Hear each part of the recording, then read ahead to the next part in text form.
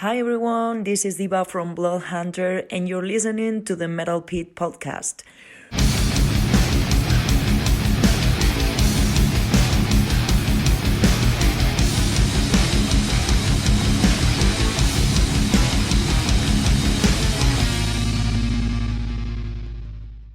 Welcome to the Metal Pit podcast. I am your host, Blake, and this is where we delve deep into the albums and bands that shaped metal. Please visit our website, The Metal Pit, www.themetalpit.org, and you can find us on Facebook and Instagram at The Metal Pit, and you can find us on our YouTube channel, which is youtube.com at The Metal Pit 666. And if you have any comments or questions or suggestions for albums to do on a podcast, or maybe you want to be a guest, maybe email me at info@themetalpit.org. And my guest today, I have two female. I think this is the first time it's been me and two females at the same time. Yeah, metal is a sausage fest. So we have Georgina from New York again, and then we have Staicha from Hamilton, Ontario. Hi, girls. Hi, Blake. Hi, everybody. Now, for my first, we're going to talk about Mercyful Fate, but of course, my first question for you girls is, can you name 3 songs by Mercyful Fate? Okay. No. Oh, you're so funny, Blake. Well, I hope you can, because we're going to talk about at least 7 of them. So, okay, so now me and Staicha already did an episode on the album Don't Break the Oath, which was 1984, their second album. But today we're going to do their first album, which is Melissa. So I might have said the same bio back on that one. But anyway, for people that don't know who Mercyful Fate is, of course, they're a Danish heavy metal band formed in Copenhagen back in 1981 by vocalist King Diamond and guitarist Hank Sherman. And they have a lot of lyrics dealing with Satan. We need the church lady. If anybody knows the church lady from Saturday Night Live, we need anyway. And of course, Mercyful Fate was part of the first wave of black metal in the early to mid 80s, along with probably somebody's favorite group, Venom. And Bathory, and probably others, of course. And of course, they influenced a lot of bands with their sound and lyrical content, even though I guess Venom came first with Satan, right? I guess, yeah. Venom definitely came first. And Bathory was probably a little bit after. When was Bathory start, Staicha? They're right around the same time, really. As Mercyful Fate, not as Venom.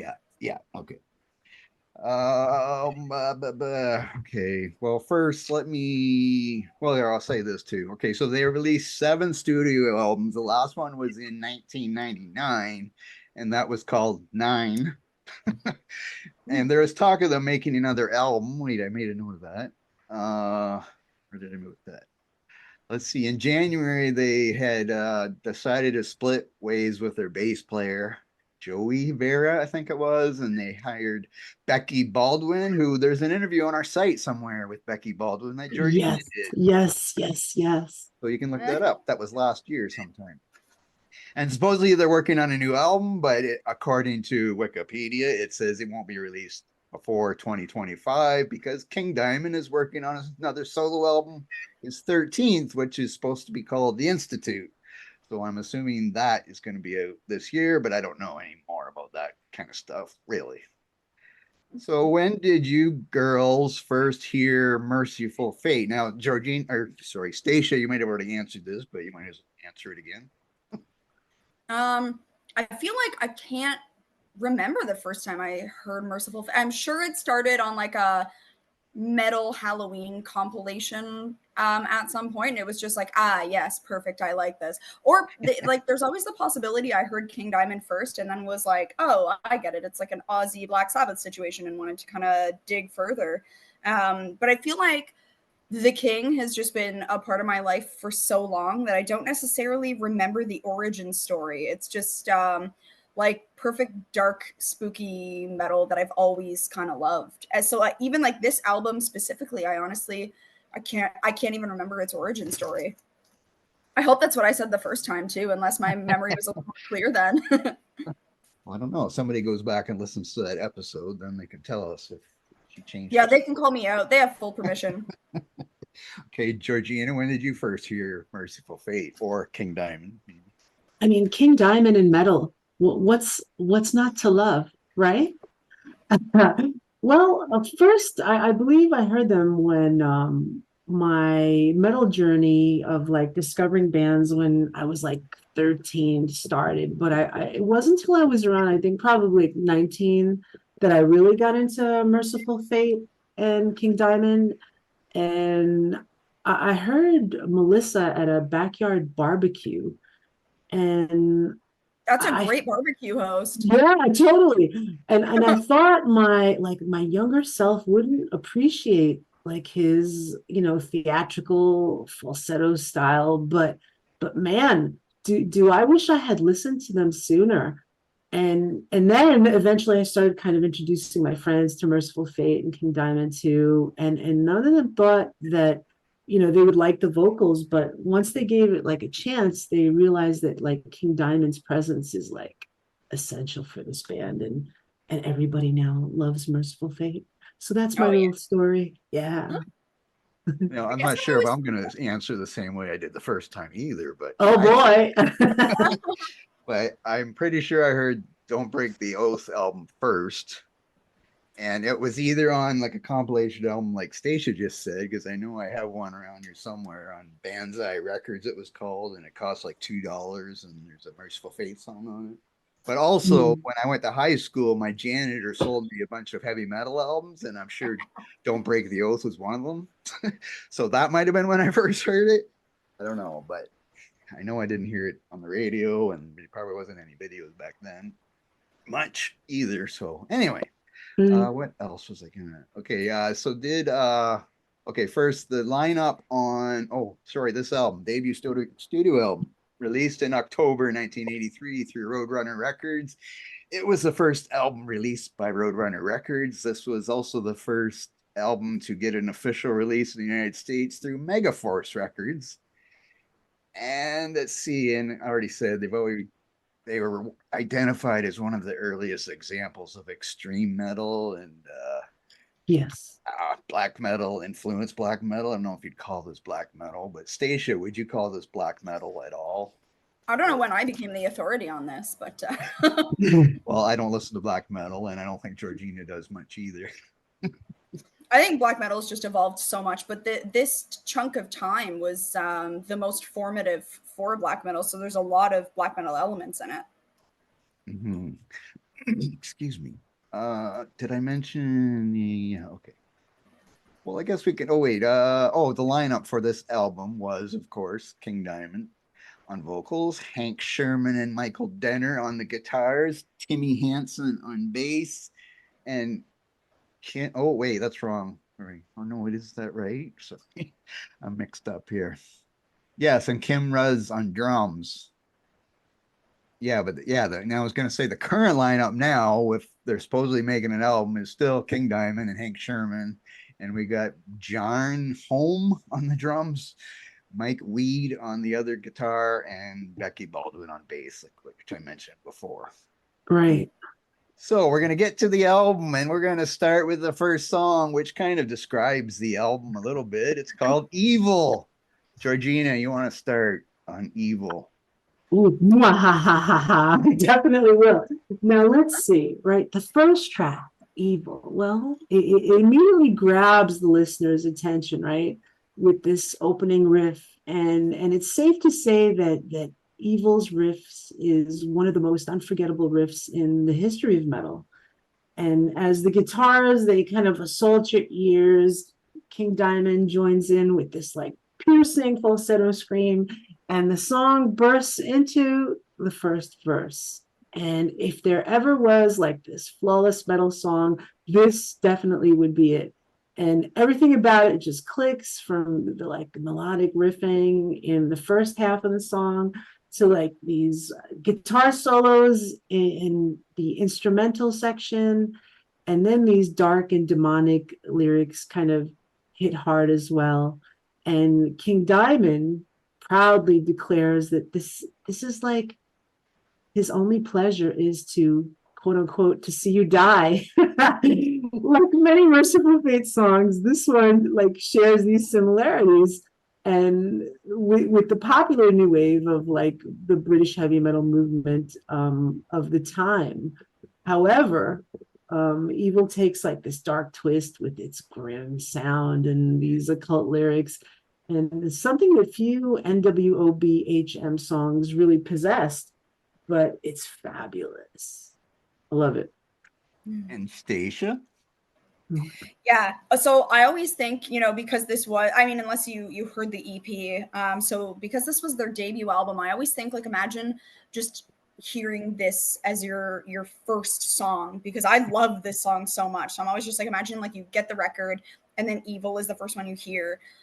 This is one of my favorite Mercyful Fate songs of all time. And yeah, Georgina, that riff is so good. But Sherman and Denner, like those two, I think they did an album together, like separate from this, but those two are like, they're a very iconic duo when it comes to guitar work. Yeah. And I think I sometimes forget how polarizing the King's vocals can be. And like when you were talking, Georgina, about like your like sort of introducing him to your friends, I was like, oh yeah, like I guess not everybody is like obsessed with the King's vocals. I am. Like I'm one of those people. I think it was like a love at first listen for me. But I know it can be a lot. But yeah, I love the vocal harmony. I love that there's like that solo around the 2-minute mark that is really crushing. And then it enters back into the song so smoothly. It's such an iconic metal song. And yeah, like thinking about it in the landscape of what was going on with the new wave of British heavy metal, it is so much darker. So that, yeah, a very, very apt name for the first song that most people hear. Right. Now, I think, as I said, I heard "Don't Break the Oath" first, but yes, like Stacey, if this was the first thing you heard, if you didn't hear the EP and you heard the song, and especially when the first line of the song is "I was born on the cemetery under the sign of the moon," or whatever, that's like he just hits you right in the face with what's coming up. Well, I guess it's not a mention of Satan necessarily yet, but well, I mean, it kind of is in the lyrics, but not in the first line. But yeah, the guitar team of Denner and Sherman, like I read other people's reviews or whatever of this album, and they relate them to the Judas Priests and Iron Maiden guitar guys or whatever. And I don't know if I would listen now to King Diamond's voice. I don't know if when I first heard it I would have liked it or not, and if it was the guitars that kept me interested or not, because there's some other music that's like that where if I didn't really like the music, I might not stay. And I don't have any problem with his vocals now. I just can't remember back if I loved it when I first heard it or I thought, what the hell is this? Or whatever. And then I see his face with the makeup and stuff too. And it's like, not that it scared me or nothing like that. It was good.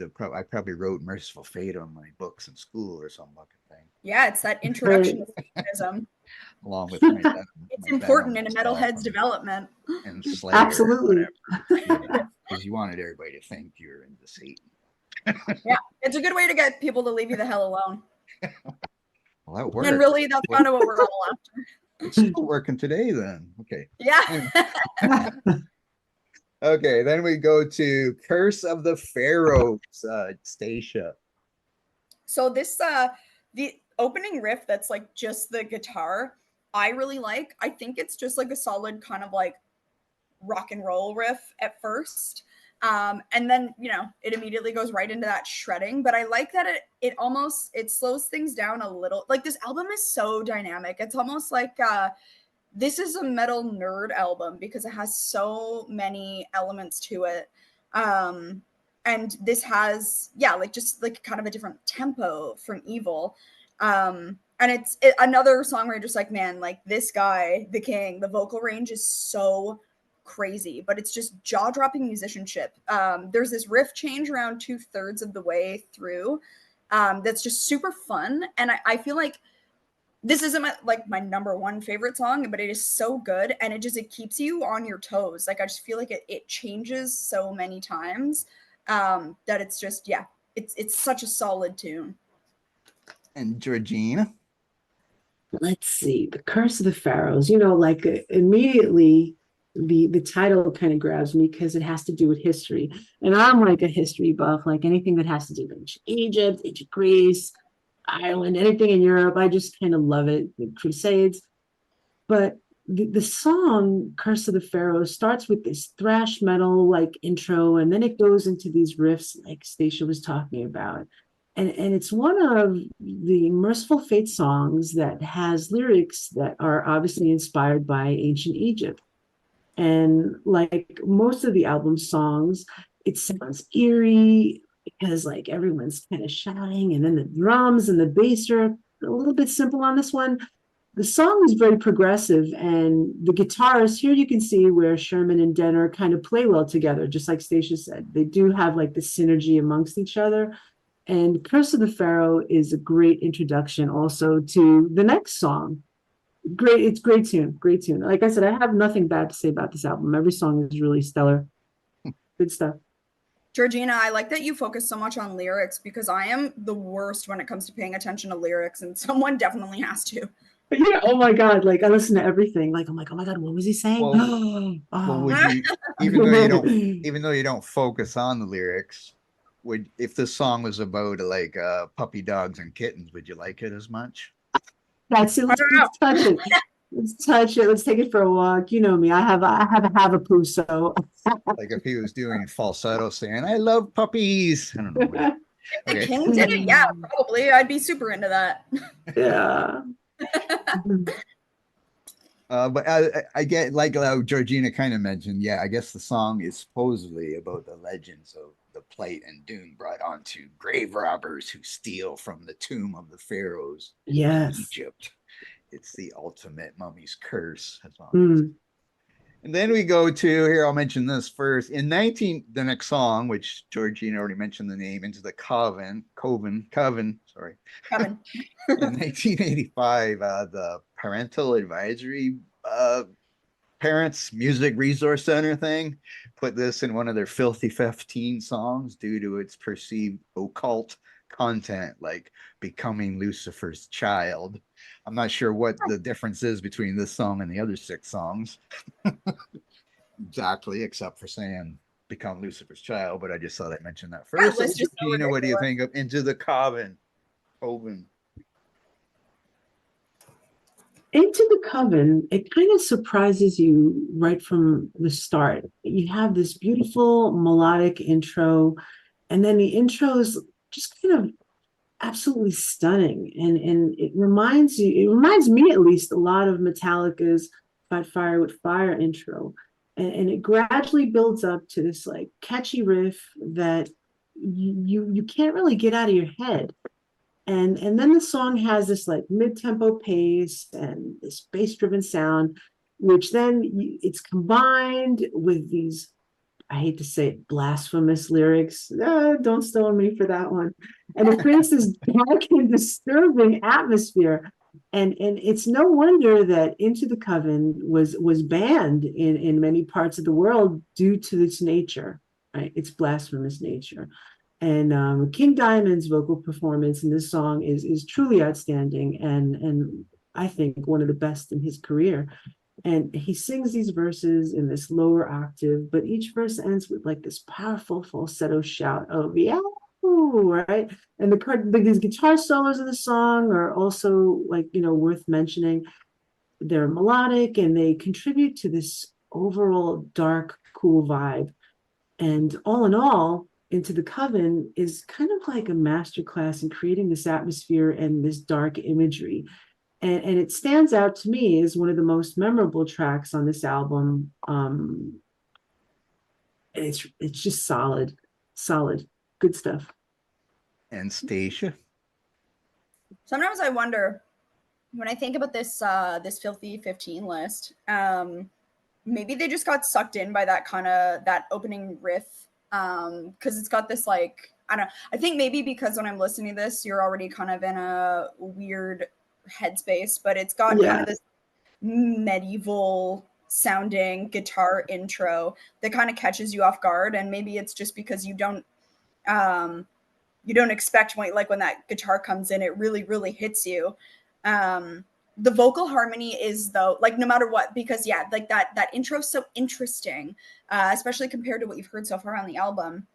But the vocal harmony is still my favorite part. The drums at the end, though, that really, really, cinches it for me. But yeah, this is just I love this one. This is a really solid song too.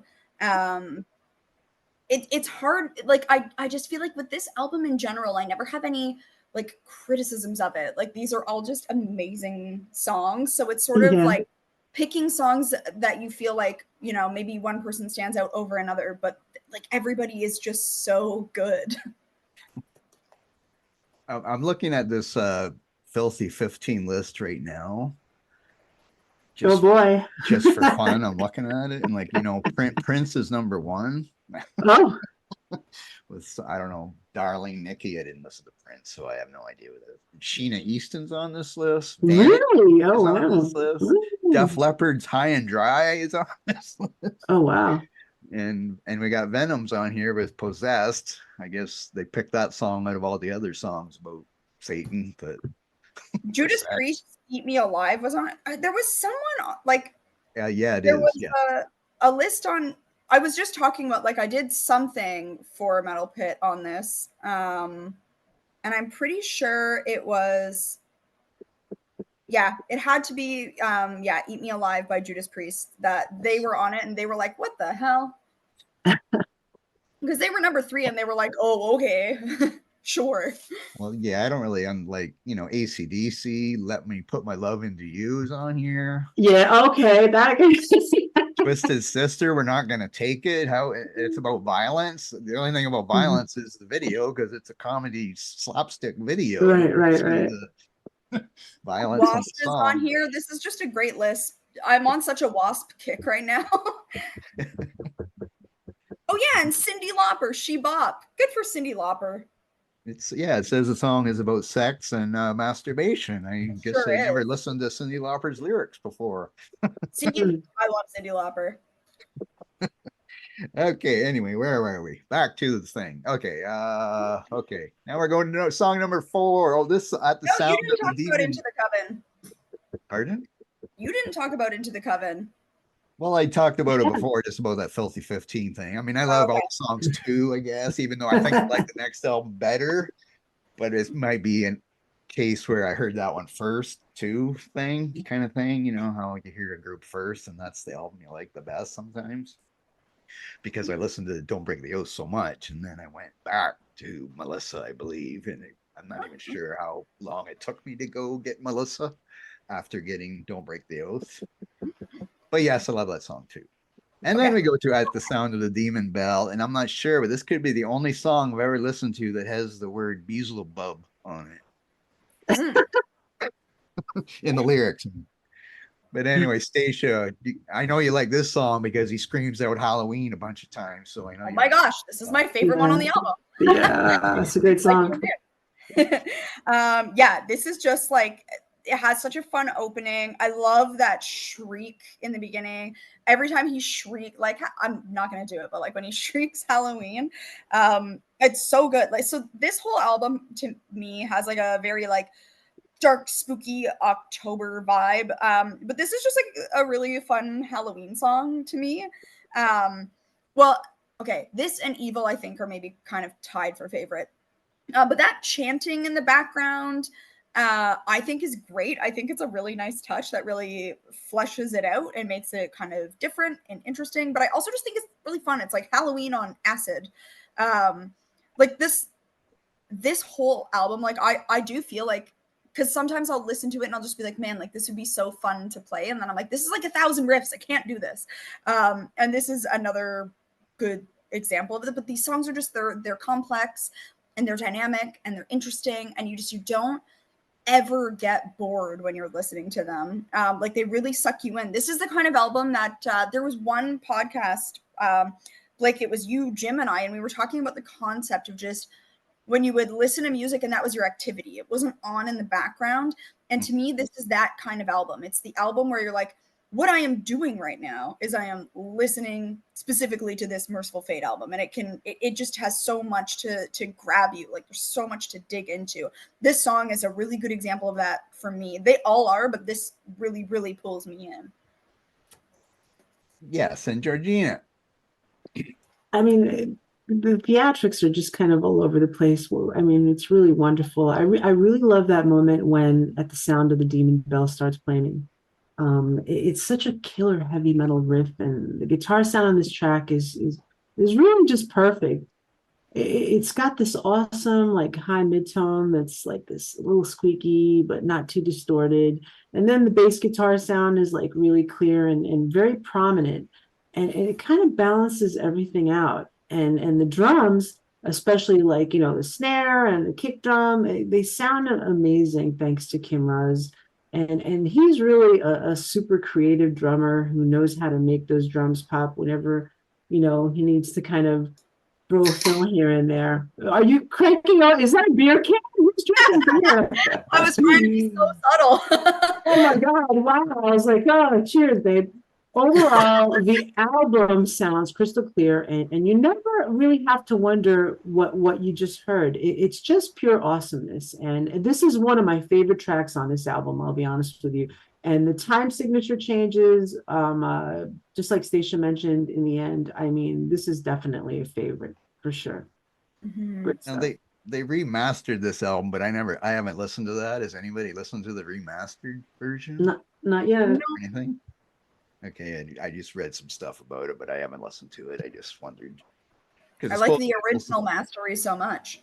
I like the originals. I don't need to hear a remastered version, but I read that it was good. But anyway, and yeah, I like that song too. I don't know. I don't really need to add. There's not a lot. I'll add a few things here, but I do love the solos on that. But I probably love the solos on every song. So let me go to side 2, which only has 3 songs on it, and the first song isn't even 3 minutes long. Start with Black Funeral, and maybe this is the first song that anybody ever told people to hail Satan. I'm not sure. I think we mentioned this probably in the last podcast about Mercyful Fate. But Georgina, how do you like Black Funeral? Well, it's brief yet infectious, and it's the simplest track in terms of like structure on this album. And despite these like seemingly like mismatched parts in many of the songs, Mercyful Fate manages to make it all come together seamlessly and showcasing their songwriting and their progress in their potential in this album. So I don't have much to say other than it's just like great musicianship throughout this little song. Staicha? Yeah, so I definitely like the shorter, punchy songs. That's kind of like just based on the metal I like. That tends to be what I'm a little more drawn to. I think Georgina, what you were saying about Kim Rez in the last song, I think he's got a lot of like great little fills throughout this song that I really enjoy. Like I to me, he shines a little bit more. Mm-hmm. But yeah, to me, this is, I mean, yeah, it's a shorter one, but I think it's great. I think it's really punchy. And it's funny, Blake, that you should say that because like when I was writing down notes, I was like, just imagine like all the kids that heard this for the first time just being like, whoa, like hail Satan, and just going nuts. Blake, every once in a while, you'll talk about like, being in high school and like the janitor hooking you up with these like B-sides and shit, and you just being like, man, it was so crazy. I'd like write hail Satan. I'm like, this is like exactly the kind of thing I imagine like child Blake was listening to, being like, holy shit, hail Satan. It's become like so expected now, but this is around the origin of people saying that stuff. Yeah, because since I'm older than most of the people, all the people in this group right now, anyway. But yeah, like that was for like there was Venom or whatever. I mean, Black Sabbath, of course, has some Satan stuff, but that was more of we don't want to offend too many people, so it was like, please God help me or whatever they would say in there. Ozzy would say Black Sabbath or whatever, and like we talked about that on the Venom one, where they didn't want to do any of that. They didn't want to say anything like that. So they wanted to make it evil and Satan or whatever. So yeah, so it was different. And I mean, I didn't dress in black in high. I mean, I wasn't I didn't dress in black in high school like people would have probably 10 years later if they heard this stuff or whatever. And of course, I was in a small town and a small high school and all that stuff. But yeah, it was original then. Now, of course, there's so much of it. It's not because it was shocking, I suppose, back then. Maybe not shocking for me, but I wouldn't say, "Hey, mom, you want to listen to this song called Black Funeral where they say Hail Satan?" Oh my gosh, my mom would be all over that. She'd be like, okay. But yeah, and back to like the Janet. I know I listened to Iron Maiden first, and I think that's when the Jan. I must have had something in my locker, I suppose. And he says, "Hey, I got some albums I can sell you or whatever." And I know I got the first Black Sabbath album from him too, because his name's still on the cover, because he wrote his name on the cover of his album for some reason. And so yeah, that's where I got this album, or not this album, but Don't Break the Oath and stuff. So yeah, it was, it was different back then, of course, when you hear this stuff and it's new, and actually music too, like even Venom, and then this, and then death metal came, even though I didn't really get into death metal, but we're gonna have future podcasts talking about that, I hope, with a guest and stuff about the start of death metal. And it's just nothing. You don't really get that anymore. There's nothing really original anymore. And like, Yeah. King Diamond painting his face, even like back then, it was kind of cool and stuff. But now if I see it, I just think I don't not see it on King, but I mean, seeing it on other people, I just think, oh, they're just copying what King Diamond did. And it's kind of childish or whatever, I find. Oh, I still like it. I never get sick of corpse paint. But maybe it's just because I'm old. I just think I'm so sick of people's regular faces. Everybody could use a little more corpse paint. Totally. Okay, so that short one is about Satan. I need an echo effect here on my voice. Yeah, totally. Satan. And then we go from the shortest song to the longest song, which happens to have Satan in the title. Satan's Fall. Now, the religious people must like this song because it's called Satan's Fall, of course. So, Staicha, how do you like this 11.5-minute song, Satan's Oh my gosh, right? Fall? Yeah. I was like, okay, I will say, like, I do like this song a lot, but yeah, 11.5 minutes is pretty long. But there's one thing that I love probably more than any other element in metal, and it's evil laughter. Every song could do with more evil laughter, and this has evil laughter, so I love it. And nobody does it better than the King. Protoss's evil laughter is really good, but King Diamond perfected it. So yeah, lot of love for that. This to me is like, you remember when I was saying like this album is kind of like a metal nerd album? This song is like the ultimate. That's where this all comes together. But the musicianship is excellent, and when it gets like all slow and melodic around that 8-minute mark, it's just like kind of a nice switch up. It kicks back in and gets fast again. Just like, oh yeah, okay, cool, like I'm still here, kind of like following this trail. But it's a lot to kind of hold in your brain, I feel like. But yeah, it's another thing where you're like, well, I am certainly not bored. And Georgina? What can I say? This is an 11-minute heavy metal opus, which is without question, right? Probably one of the best songs on the whole album, and as well as one of the best Mercyful Fate songs that was ever written, in my opinion.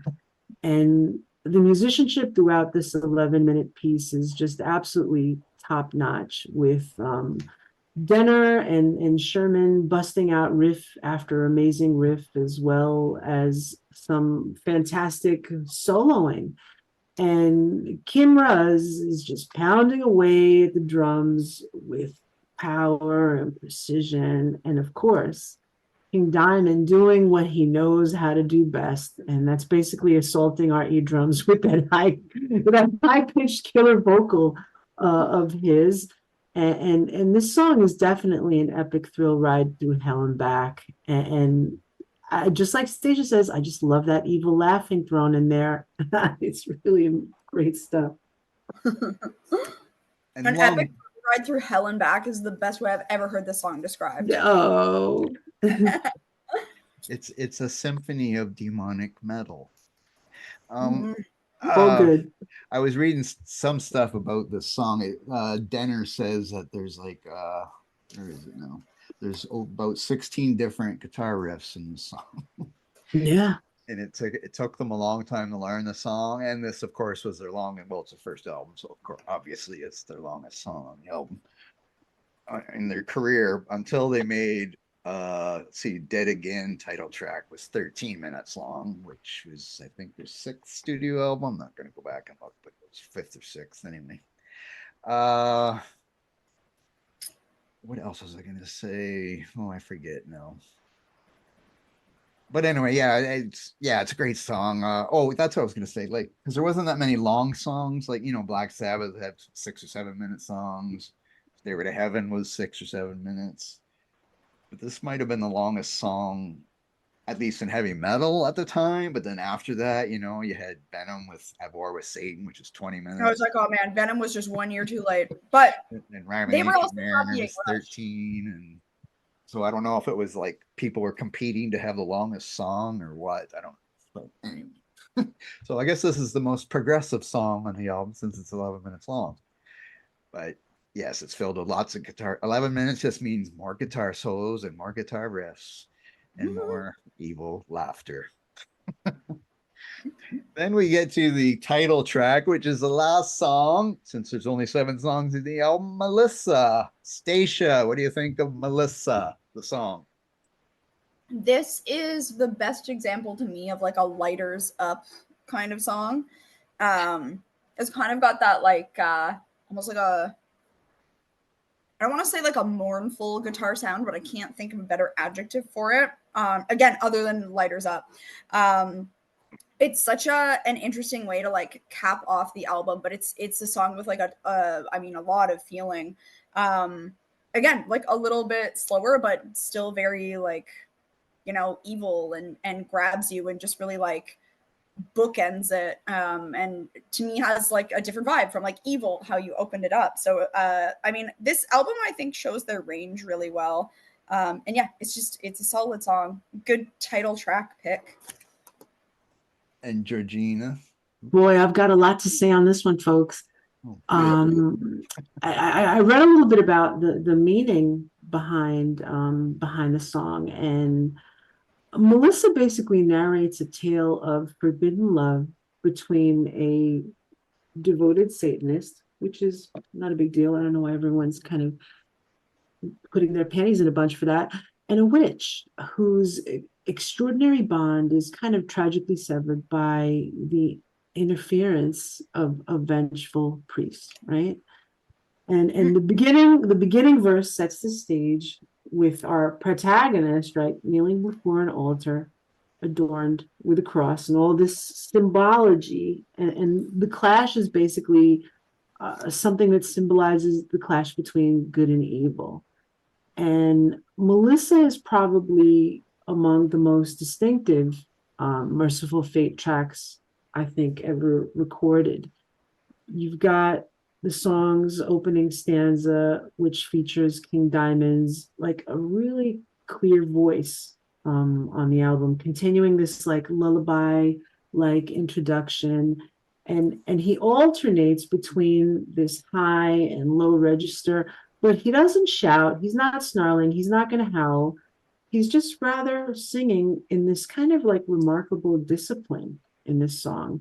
And the song's lyrics, which plainly like they allude to the king's possession of and the usage of a human skull as a prop, and speaking of the hanging of a witch named Melissa, right? And the vocalist bemoans Melissa's passing, and he queries why she was stolen from him. It's so romantic, really. The song, as Staicha says, it's very emotional, and it's something that you really wouldn't anticipate from Mercyful Fate in any of their songs. And the guitars get louder and more forceful, and then as the song progresses, and this lovely King Diamond vocal style varies as the song progresses as well. And his voice is like quiet and subdued as first, right? Hush, hush. And then he starts to lose control as the song progresses, and starts with his, trademark falsetto, and parts of the song where where King Diamond sounds like he's about to cry are probably the most powerful to me. And at the song's conclusion, there's this amazing opening riff that's reprised, and the phrase, "I think Melissa is still with us," is softly spoken. Now, given how violently the record kind of started, and I don't know if violent is actually a good word to use, it was an unusual choice to make Melissa the album's final song, but Melissa is definitely an ideal way to kind of wrap up this outstanding record. Definitely. You're See, I such a love that girl, you guys changed the Georgina. lyrics. I'm sorry. What was that, Blake? I said you're such a girl, Georgina. Oh my God. Oh, thank you, Blake. But yeah, I guess that is our ballad. I guess you want to call it a Yeah. ballad. It's still, he's not. I don't. Does he do a lot of? I don't. Like I mean, I listened to a lot of the albums and King Diamond albums, but it's been a while, I think, since I listened to them all. But does he do many ballads really? He just does a lot of, whispering and missy things on his King Diamond stuff. And I don't know if they do a lot of those over the years. I can't recall actually. But anyway, yes, it's a good song, and I get it was and Melissa was on 3 other songs or something too, but I don't have those wrote down. But somebody, I know isn't there another one? There's one called "Is That You, Melissa?" Which album is that on? Is that on "Don't Break the Oath"? Or is he just saying that in one of the lyrics? I can't remember. Doesn't matter. Sorry, I'm just going off on a tangent. Anyway, now that's it. The album's over. We're gonna rate the album. There's only 7 songs, but still 40 minutes long, which is 12 minutes longer than Rain and Blood by Slayer. Damn, really? Is that true? Yes. Yeah, Rain and Blood is only 28 minutes long. Holy shit. Okay. But they played so fast, I guess. So Yeah. Okay, so we're gonna rate the album. Staicha, what are you giving this album out of 10? I'm going to give this one a 9 out of 10. Okay, and Georgina? I'm kind of right there behind her on that. And I know I'll give it a 9. And I know some people kind of are going to dismiss this album due to its kind of occult lyrics, but I mean, give me a break. Some people don't even take that even seriously at all whatsoever. But regardless of that, all I could say is if you're looking for some timeless, like cutting edge, classic, old school heavy metal, you've definitely come to the right place with Melissa. Yeah. Without question. And I also would recommend Mercyful Fate's second album, like Don't Break the Oath, as you mentioned, Blake, and as well as Fatal Portrait and Abigail, Them and Conspiracy, and The Eye from King Diamond's solo discography as well. Good stuff. Some really solid heavy metal here. I know this is not a popular opinion, but I even like King Diamond's kind of like more recent stuff. I still think it's super fun. I love Andy LaRocque, and I think he's still a really just fun storyteller. Yeah. I know it's not for everybody, like some of the more recent stuff, but like I still super dig it. I like the In the Shadows album also a lot, which is their 3rd studio album. And I think I have, excuse me, I have kind of stopped listening to the last few King Diamonds, or I didn't listen to them that much. It doesn't mean I didn't like it. It's just whatever. I just didn't really give it the time, probably. I'll probably check out when he has a new one to see how he's doing or whatever. But anyway, rating. I wish I remembered what I gave Don't Break the Oath when we did that one. But I'm going to give this one an 8 because I'm thinking I probably gave Don't Break the Oath a 9, and I like Don't Break the Oath better. So I'm going to stick with that idea unless I gave Don't All right, fair enough. Now, has anybody seen Mercyful Fate live before? I haven't. Or King Diamond? Or King Diamond? I've seen a lot of tribute bands. But now I did see King Diamond once, and it was 5 years ago in Spain because he was at a festival. But he only did King Diamond songs, obviously, but I at least seeing him live at least. But yeah, I never got to see Mercyful Fate. I would like to, but hopefully if they do make another album, I mean, they're all getting up there in age, like all these other groups from that time. I mean, they Yeah. toured last year or the year Yeah, but they before didn't. last. They didn't come to. I don't think they came to Canada. No, Or if they they did, it didn't. was only Montreal, but I don't think they even did. So Yeah. Well, I no, don't they know if came to they like really the toured cities, I think. Canada that much in those days or not. I'm not sure. Yeah. Okay, so that's that. Did do anybody you want to add anything else? I guess we already kind of talked about King Diamond there a little too, and yes, Andy LaRocque's a great guitar player also. Oh Now yeah. we're I going love to it. do our top 10 albums of 1983.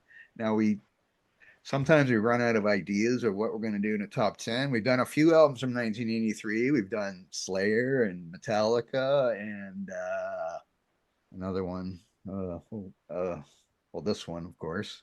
Maybe that's it. But we never did a top 10 from 1983. But as I was looking through the albums from 1983, I realized I wrote a page on our website about 1983, Yeah. which I did do a top 10 on, but I changed it a little bit. So I'm going to do mine first, since if people have read the page, they would have already seen my top 10. So I'm going to do mine first. Okay. So now I changed my number. My number one on the website, I had Ravens All for One, but I've changed it back to Dio's Holy Diver. I put that. All right. But I still really like the Raven album, so that's my number two. I'm sure I'm going in the wrong order. Whatever. I was like, what are you doing? You're starting at number one. Well, I've already wrote mine down before. Okay, Yeah, well, you're stuck now. Okay, forget that. I'll go back. No, I'll just keep going.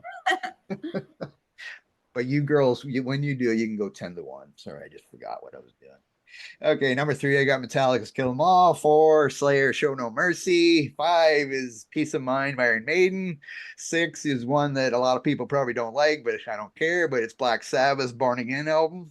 Oh, wow. Ian Gillan. And and he's better singing than Ozzy. Never mind. Number 7, I got Canada's Anvil with Forged in Fire. Wow. Number 8, I have this album, Melissa. And number 9, I have Twisted Sister with You Can't Stop Rock and Roll. Wow. And number 10, I have Crocus with Headhunter. Oh, that's a good one. And then I had 2 honorable mentions, were both Canadian groups. One, I guess, hair metal kind of, Helix with No Rest for the Wicked, and Exciter's Heavy Metal Maniac, which I did have on my top 10 list. So I think I bumped it off with Twisted Sister for some reason on this list, but whatever. But I love hair metal, so. But anyway, that's a good album too. Okay, who wants to go first? Staicha, you want to go? Sure. Man, this was a complicated year because there's definitely some metal that I'm like, oh, like that's maybe like definitely a cooler band, but 1983 had a lot of my like most formative metal, like the metal that kind of made me like metal. So I was trying to be a little more true to that. Because you already broke the rules a little bit.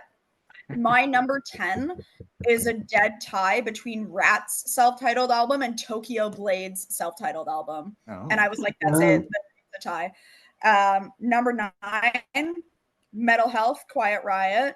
I had that on tape and was obsessed with it. Number 8 is Iron Maiden's Peace of Mind. Number 7, Shout at the Devil, Motley Crue. I love it. Number 6 is Holy Diver by Dio. Number 5, Bark at the Moon by Ozzy. I will love that forever. Number 4 is this album, Melissa, Mercyful Fate. Number 3 is See You in Hell, Grim Reaper. That is a solid album. Number 1 and number 2 were such a struggle for me. I really feel like I love these 2 albums equally, but I went with my number 2 is Kill 'Em All by Metallica, and my number 1 is Show No Mercy by Slayer. But that was a really tough decision. Well, I have some comments on that, but I'm going to let Georgina do hers first. It's always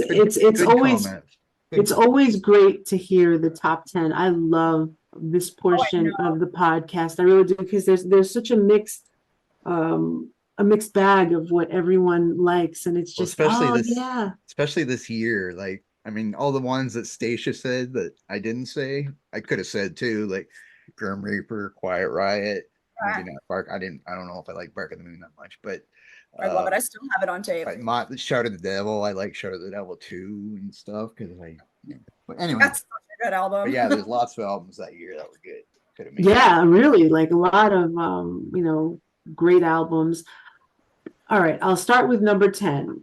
I chose Manila Road, Crystal Logic, and I am a huge Manila Road fan. And I probably should have bumped them up to 9, but I put them down at number 10. Number 9, I was kind of like, I kind of split it between 2. I've never done that before, but I was kind of impartial. I was kind of like, which one? I was like, this will both be on the 9. I picked Mental Health, Quiet Riot, and I also picked Alcatraz, No Parole from Rock and Roll. And I believe Alcatraz was they played in New York City last week, believe it or not, which was kind of like unbelievable. I was like, pinch myself. Number 8 is Shout at the Devil, Motley Crue. Yes, I'm a big Crue fan, girl. Number 7 is Show No Mercy. I picked Slayer as well. 6 was Melissa, Mercyful Fate. 5, I went with Pyromania, Def Leppard. Oh yeah, that's so good. Yeah. 4, Ozzy, Bark at the Moon. 3 was Peace of Mind by Iron Maiden. 2, Holy Diver from Ronnie James Dio. And 1, drum roll, is Kill 'Em All by Metallica. Ta-da! Yeah. So good. Also, I love that all 3 of us had ties. Yeah, there was a lot of kind of similarities there. Yep, for sure. And this number is these 2 albums because I say so. Yeah. See, yeah, if we were back in 1983 making this list, I probably would have put Kill 'Em All first just because that was like the first thrash album and it changed so much at the time. I love that album so much. But Show No Mercy was really good when it came out a few months later, whatever it was. But yeah, there's like some of these lists because as I said, I'm older. I was really into music in the 80s. I think once the 90s started, I just kept listening to the music from the 80s. I mean, there were some groups that I listened to, but I did Alice in Chains podcast, which was whatever year that was, 93, I forget, whatever. But there's 2 podcasts and we did Megadeth one. And I was looking through the albums released that year and I could barely find 10 that I bought. But if I look at 1983, there's probably like 30 that I bought or whatever, 30 that I listened to a lot, like the ones we mentioned, Grim Reaper and Quiet Riot, Def Leppard, even Motley Crue, all these things that could have been on my list. And I still listen to all those albums today. Like if I put on Spotify, I won't listen to stuff that's current. I'll go back and listen to all these albums that we've all mentioned here. Because that's when I grew up listening to it and everything was new like I said, everything was new back then. And original and stuff, and now it's just not that original sometimes. So I kind of lost interest in a lot of stuff. So, but anyway, I have a factoid, guys, from 1983. I was just like perusing around the internet, and this was kind of interesting because I was like, we're getting old. Here's a nice little factoid: CDs went on sale in the U.S. The compact disc was originated in Japan in 1982, and in March of 1983, the new music format made its way to the United States. Holy shit. Yeah, exactly. I was like, dude, CDs back in 1983 was the first time they were out on the market. I was like, holy cow. That's so funny because I know the first CD I ever got, I think, was 1998. Wow. Oh my God. Oh, wow. Wow. I was such I still have a million tapes, though. I was like, whatever, everything I have is on tape. Yeah. So you have a lot of cassettes. I do, yeah, that's my thing. I mean, there's a few things. Here's another one. I know, Blake, this is a part of the segment, but I was just perusing around. I was like, oh, this is really cool. This is a cool factoid. Another thing that happened in September 18th of 1983, Kiss went public without makeup for the first time. Whoa. Yeah. Yeah. That's the only album I bought. Oh, Kiss. Really? Lick It Up. That was the only album I ever bought by Kiss. Because I thought they finally took off their makeup. They're finally men again. Yeah, oh my gosh. I don't know. I'm trying to think about. You said CDs came out in '83. I don't know when. Like, because I remember Iron Maiden Live After Death. That was '85. I have that on vinyl. Mhm. Probably have it on CD now too. But I mean, I remember buying it on vinyl, and I'm sure I bought Somewhere in Time and The Next Seventh Son. I have them on vinyl. So I don't know if I started. Maybe it was the late '80s before I started buying CDs. I don't know. Forget. And cassettes. I don't even have a cassette player anymore. Now I only have like 10 cassettes left here. I gave Staicha one, the Venom one I gave you. Because I have nothing to play it on anyway. But yeah. Anyway. I used to have 8 tracks, but I don't have those. Right.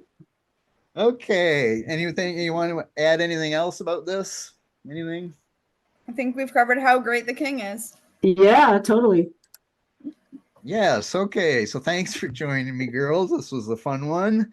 And thanks everybody for listening. And like I said, if you have any comments or suggestions or questions, or maybe you want to be on a guest on a podcast, email me info@themetalpit.org and visit our website. And we will see you next week. Goodbye. Bye, everybody.